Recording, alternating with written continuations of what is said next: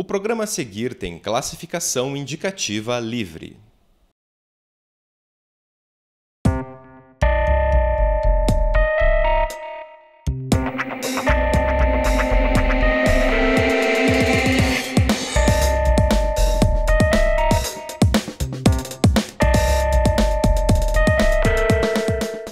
Você acompanha na UFPR TV uma série de programas especiais sobre ética e bioética em pesquisas.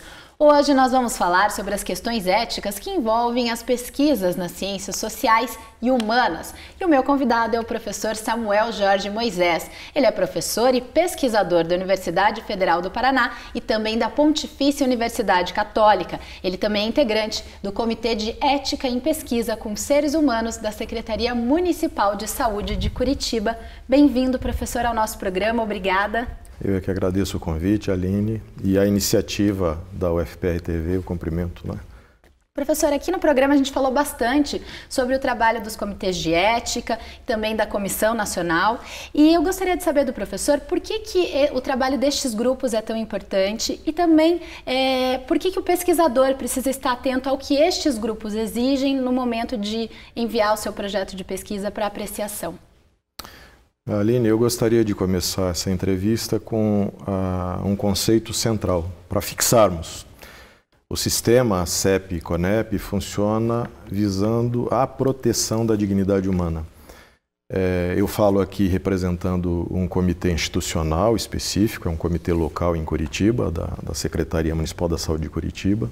Aliás, né, já é bom destacar um dos principais campos de pesquisa em Curitiba, no Paraná, no Brasil. Muitas instituições e pesquisadores nos procuram porque representamos o Sistema Único de Saúde.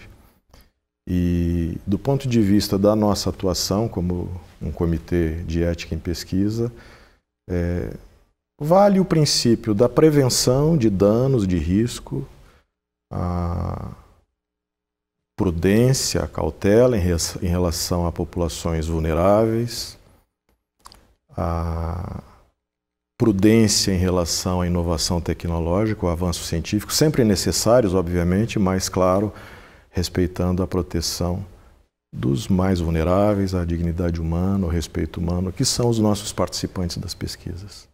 Bom, professor, quando a gente fala em pesquisas nas ciências humanas e sociais, a gente fala também de uma relação diferenciada entre participante de pesquisa e o pesquisador. Muitas vezes essa relação ela é permeada pela subjetividade, que é bastante diferente de pesquisas em outras áreas, como a área da saúde, por exemplo. Eu queria que o professor falasse um pouco sobre essa relação, primeiro diferenciada, entre pesquisador e o sujeito pesquisado quando a gente fala em ciências humanas e sociais. Essa é uma área de construção de conhecimento fundamental para as sociedades, para a nossa civilização, para a nossa cultura, e uma área que opera, funciona com base nas suas bases científicas, epistemológicas, metodológicas, de uma maneira muito particular, muito específica. Você citou aqui a subjetividade, essa talvez seja a palavra, o conceito central para nós entendermos como opera as ciências sociais e humanas, em saúde particularmente. De fato, é um processo de pesquisa em que pesquisador e pesquisado normalmente tem que estabelecer uma relação comunicativa e de confiança e até de empatia, muitas vezes, para que fenômenos culturais, sociais, psicológicos emerjam. E isso não se dá de uma maneira imediata por exemplo, como é mais comum talvez nas áreas biomédicas, nas áreas duras das ciências da saúde, uma investigação clínica, um exame físico. Nós lidamos nessas áreas muitas vezes com temas delicados, sensíveis, né, que mexem com a suscetibilidade do pesquisado. Evidentemente que, portanto, se trata de pesquisa com seres humanos e pesquisadores dessas áreas humanas, sociais, também têm que respeitar normas internacionais e brasileiras. Curioso que muitas vezes pesquisadores dessas áreas tinham uma certa resistência ou estranhamento, mas por que submeter um comitê de ética em pesquisa em saúde? Muitas vezes até se colocando fora do campo da saúde. Mas nosso sistema CEP-CONEP não é para o sistema de saúde, é para a proteção do ser humano como um todo, né, de maneira geral e irrevogável, e isso vale para qualquer pesquisa que envolva seres humanos. Agora, esse pesquisador que tem todas essas questões específicas, né, da sua área, o que ele precisa levar em conta no momento em que ele está produzindo um projeto de pesquisa que vai ser apreciado por um comitê de ética? Nós somos, você deve imaginar, claro, de uma maneira predominante, membros de comitês que vêm do campo da saúde. Os comitês são multiprofissionais, mas há uma certa dominância das profissões da saúde, né? E, se quisermos listar as 14 profissões que compõem no Brasil o campo da saúde, mais a participação obrigatória, compulsória de representantes da sociedade civil, das comunidades, né? Movimento popular. Para esse público, eu acho que cabe sempre um esclarecimento e um detalhamento de projeto que leve à disseminação do que se trata, por exemplo, uma metodologia em pesquisa sociológica, antropológica, que é uma pesquisa participante, uma pesquisa-ação, uma pesquisa em que muitas vezes a própria hipótese ou problema de pesquisa ainda não está bem delineado, diferentemente do que ocorre frequentemente na área da saúde. Muitas vezes, na área das ciências sociais e humanas, o projeto vai se delineando ao longo do seu desenvolvimento. Pesquisadores dessa área muitas vezes reclamam que eles não têm o projeto inteiramente formatado, mas acho que há esclarecimentos dos modelos teóricos, dos métodos usados que, se detalhados no projeto, ajudarão o comitê, os membros, o parecerista a entender melhor a natureza, né, os objetivos, a proposição desse projeto. Quais tipos de projetos devem ser apreciados pelos comitês e quais não devem? Existem projetos que não devem ser apreciados, por exemplo? Então, veja, uma situação bastante frequente que gerava uma certa dificuldade de tramitação e de relacionamento até do mundo da pesquisa com o mundo dos comitês, o mundo da apreciação de mérito científico, apreciação ética, é a relativa incompreensão de que, por exemplo, o pesquisador que diz assim para o comitê, mas eu não vou colher nenhum material biológico, eu não vou colher sangue, saliva, nenhum fluido corporal, eu não vou fazer nenhum exame invasivo, mas ele vai fazer uma filmagem de uma comunidade, ele vai fazer uma entrevista com moradores de rua, ele vai aplicar, vai realizar um grupo focal com, sei lá, vou trabalhar aqui num exemplo extremo, com mães de suicidas. Será que não há nenhum risco envolvido ao se abordar e ao se perguntar e se rememorar situações de vida com essas pessoas, colocando-as em dilemas existenciais profundos? Então, o pesquisador das ciências sociais e humanas também trabalha com dimensões sensíveis. Aqui não se trata de colher sangue, mas se trata, às vezes, de colher um elemento da psicologia alheia que pode trazer risco ou exposição e torná-la mais vulnerável diante do ato da pesquisa. Há situações de pesquisa nessas áreas em que, de fato, você não precisaria submeter o seu projeto a um comitê de ética. Por exemplo, se você vai acessar o que nós chamamos normalmente de bases de dados secundários. Bases públicas, nós podemos até detalhar um pouquinho mais isso depois. Mas, enfim, aquelas bases de dados, de informações sobre pessoas, sobre comunidades, que estão disponibilizadas em sites, em sítios eletrônicos, em bibliotecas, em arquivos.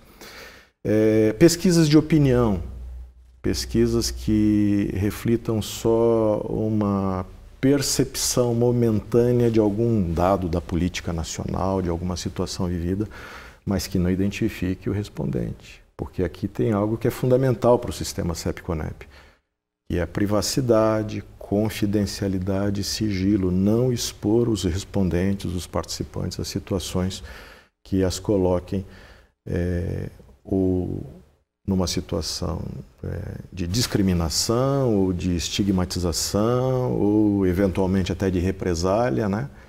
Eu estou dando um posicionamento meu sobre uma situação política e depois o poder político vem contra mim respondente, né?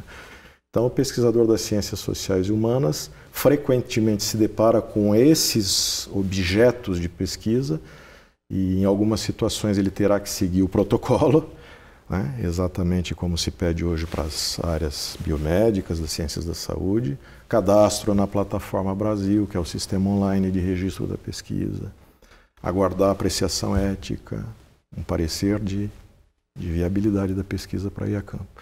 Em outras situações, como dados públicos, informações públicas ou pesquisa de opinião, isso seria dispensável.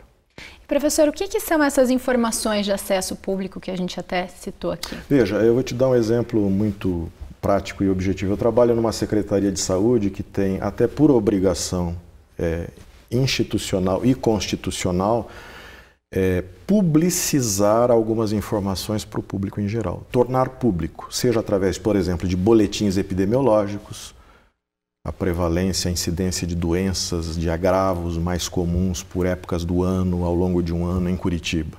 Essas informações, desde que publicizadas, se tornaram de acesso a qualquer pessoa, inclusive, então, aos pesquisadores. Há situações em que, cada vez mais no nosso mundo contemporâneo, a informação é colocada em repositórios eletrônicos, em sites. Então eu tenho o DataSUS, o Sistema de Informação, as bases de dados do Sistema Único de Saúde. O DataSUS tem um elenco enorme de informações públicas. Nessas situações nós consideramos então que o pesquisador, de qualquer área, qualquer pesquisador está acessando informação pública. Algumas informações, talvez por atraso institucional, podem não estar publicizadas, mas elas são públicas.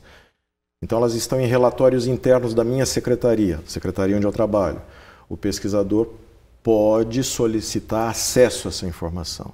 E se há alguma recusa, há uma lei hoje chamada Lei da Transparência da Informação Pública, a qual ele pode recorrer para ter acesso a essas informações. Aqui nas gravações dos nossos programas especiais, professor, a gente falou bastante sobre o consentimento livre e esclarecido que o participante de pesquisa assina. Eu queria só que o professor relembrasse o que é esse documento e de que maneira ele deve ser elaborado quando se trata de uma pesquisa das áreas de ciências humanas e sociais.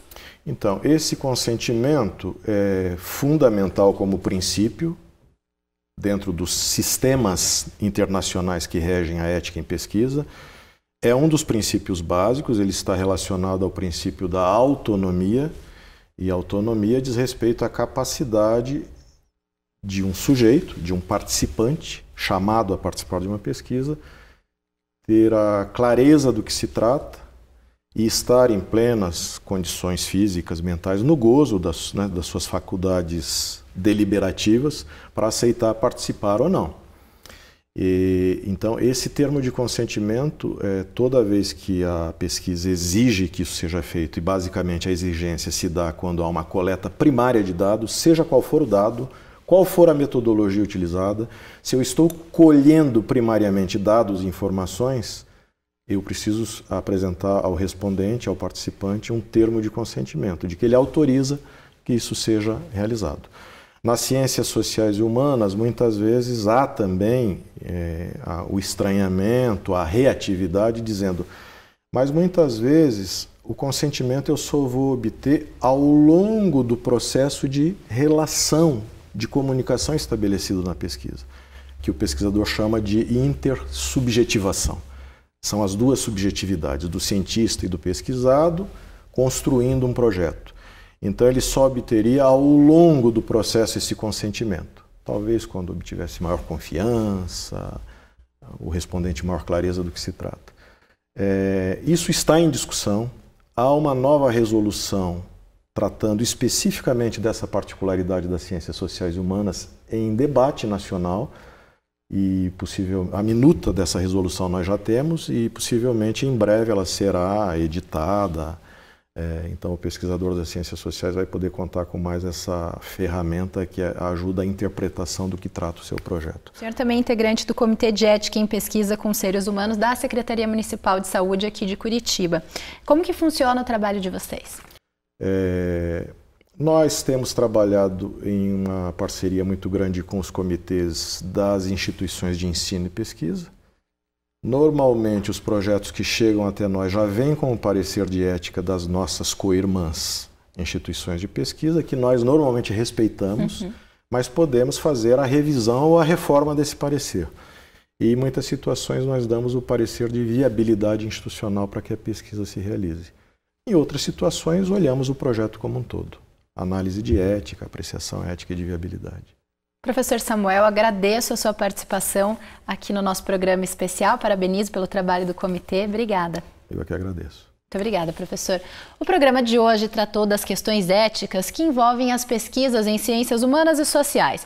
Nosso objetivo foi mostrar que o respeito pela dignidade humana deve nortear o trabalho dos cientistas. Acompanhe a programação da UFPR TV por meio das nossas redes sociais e eu espero você no próximo programa. Até lá!